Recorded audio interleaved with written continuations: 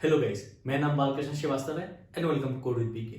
सो इस वीडियो में हम एक प्रोग्राम लिखेंगे to find nth Fibonacci number using recursion.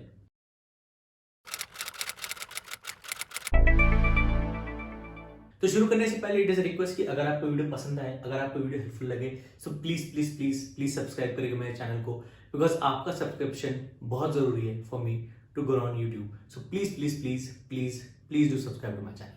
तो चलिए शुरू करते हैं। तो हमको दिया गया है इंटीजर n, ओके, और हमको निकालना है nth फिबोनाची नंबर। अब फिबोनाची नंबर्स क्या होते हैं, तो मैं बोलूंगा दो नंबर लेते हैं 0 और 1, ठीक है। नेक्स्ट नंबर इस सीक्वेंस में निकालने के लिए इन दोनों को ऐड कर दीजिए, तो 0 + 1 हो गया 1। नेक्स्ट टर्म इस सीक्वेंस का निकालने के लिए पिछले दो टर्म्स को ऐड कर दीजिए, तो 1 + 1 हो गया 2। सिमिलरली अगला टर्म निकालने के लिए पिछले दो को ऐड करिए, 1 + 2 हो गया 3।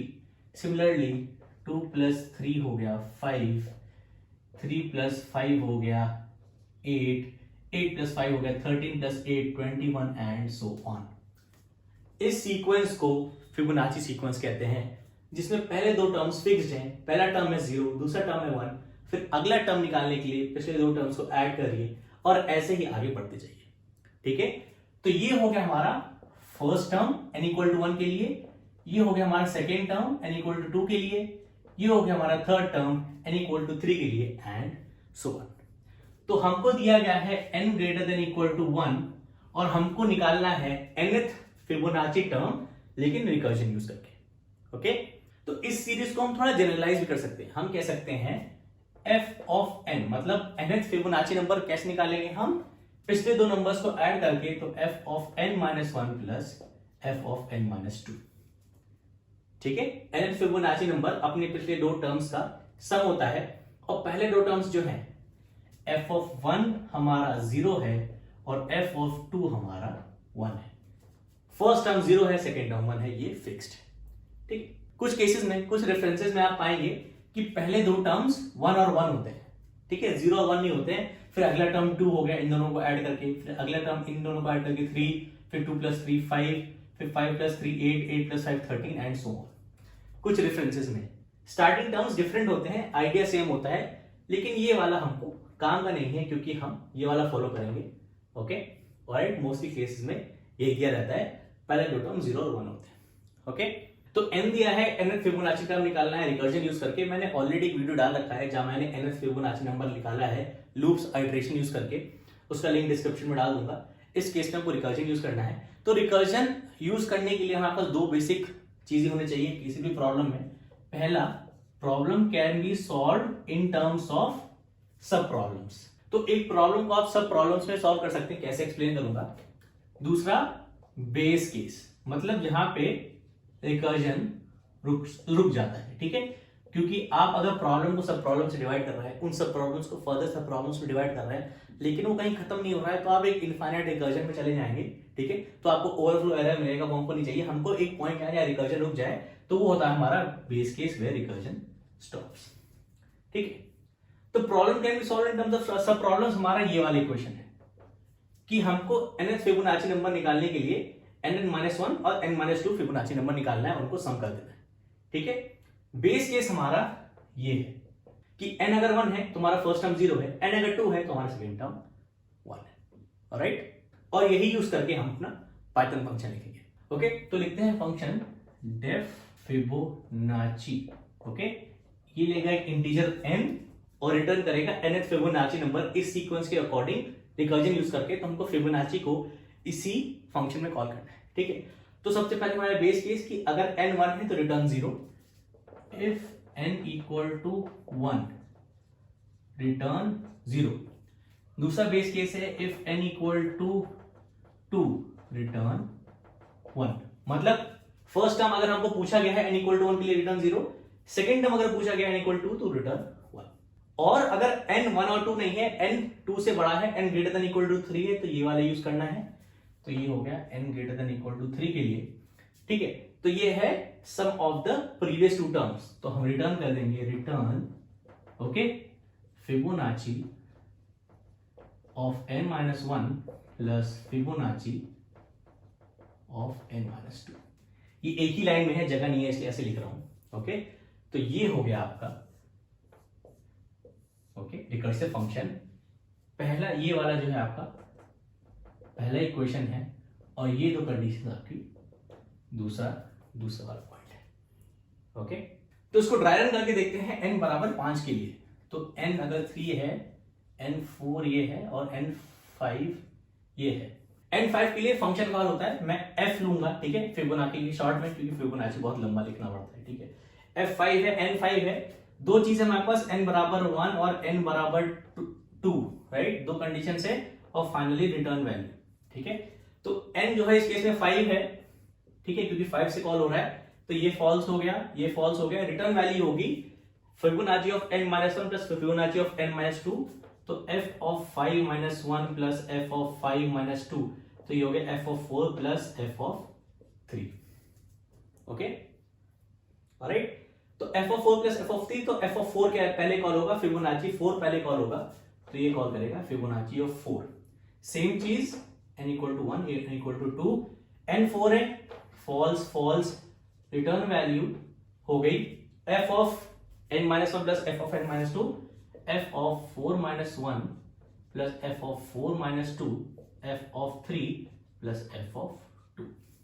ओके, और ये फ्रेश कॉल है f ऑफ 4 को, ठीक है, ऑलराइट।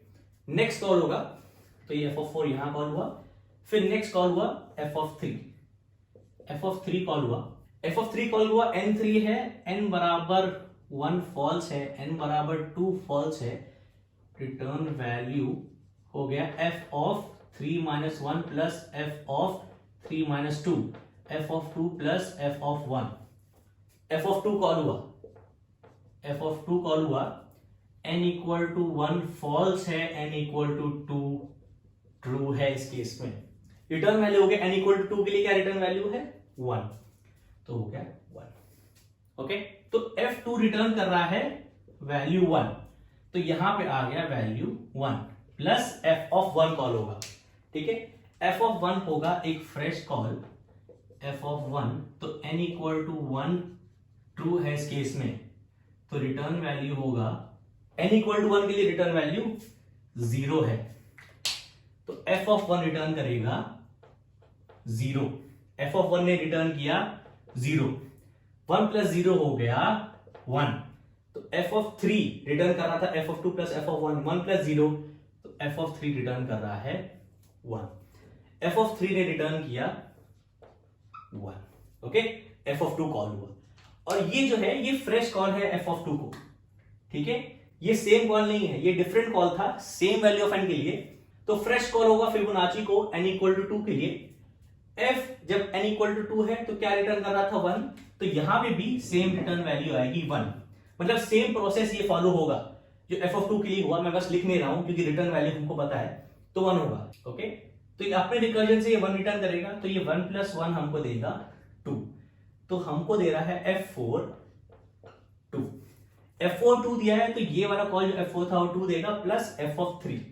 ओके, f ऑफ 3 एक फ्रेश कॉल है फिबोनाची को n इक्वल टू 3 के लिए, f ऑफ 3 ये रहा। ओके, f ऑफ 3 ये रहा, f ऑफ 3 रिटर्न करेगा 1। ओके, ये भी एक फ्रेश रिकर्सिव कॉल है जो ये पूरा f ऑफ 3 का प्रोसेस फॉलो करेगा, बस लिख नहीं रहा हूं, ठीक है।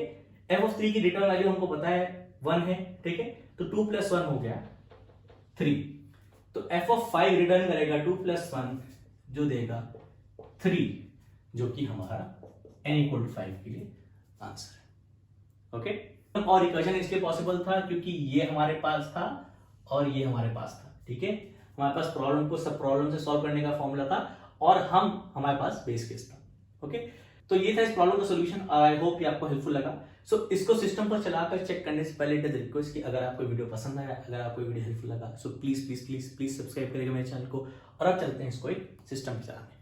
सो ये रहा कोड जो हमने डिस्कस किया और लिखा। तो ये हमारा फिबोनाची फंक्शन है जो ले रहा है कि इंटीजर n और रिटर्न करेगा nth फिबोनाची नंबर, और रिकर्जन यूज़ हो रहा है बिकॉज हम ये फिबोनाची फंक्शन इसी फंक्शन में कॉल कर रहे हैं।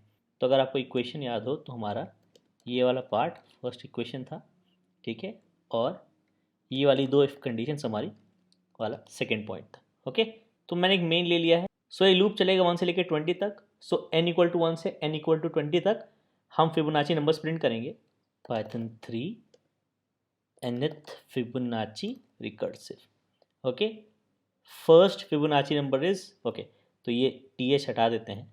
ओके, इसको ऐसे कर देते हैं। Okay, clear. Okay, F of 1 first Fibonacci number 0 है, सेकेंड 1 है, थर्ड 1 है, फोर्थ 1 है, फोर्थ 2 है, then 3 5 8 13 and so on. Okay, recursive code छोटा ही है लेकिन इसको समझना बहुत ज़रूरी है कि आप एक रिकर्सिव प्रॉब्लम को कैसे अप्रोच करते हो, इसलिए मैंने प्रॉब्लम बहुत डिटेल में समझाया, वरना ये 4 लाइन का कोड लिखना बहुत ईजी है, 2 मिनट में वीडियो हो जाता। बट इट इज़ इंपॉर्टेंट कि आप समझिए कि रिकर्शन कैसे काम करता है, क्योंकि यही कॉन्सेप्ट आपके आगे जाके बहुत काम आएंगे। तो आई होप ये वीडियो हेल्पफुल था, आपको अच्छा लगा तो प्लीज़ सब्सक्राइब करिएगा मेरे चैनल को, लाइक करिएगा मेरी वीडियो को, शेयर करिएगा मेरे चैनल को, और कमेंट्स में लिखिएगा अगर आपको कोई पार्ट इस वीडियो में समझ में नहीं आया, और आप कमेंट्स में कोई क्वेश्चन भी मेंशन कर सकते हैं जो आप मुझसे सॉल्व करवाना चाहते हैं, या फिर कोई ऐसा कॉन्सेप्ट है जो आप डिस्कस करवाना चाहते हैं, वो भी आप कमेंट्स में बता सकते हैं। Thank you.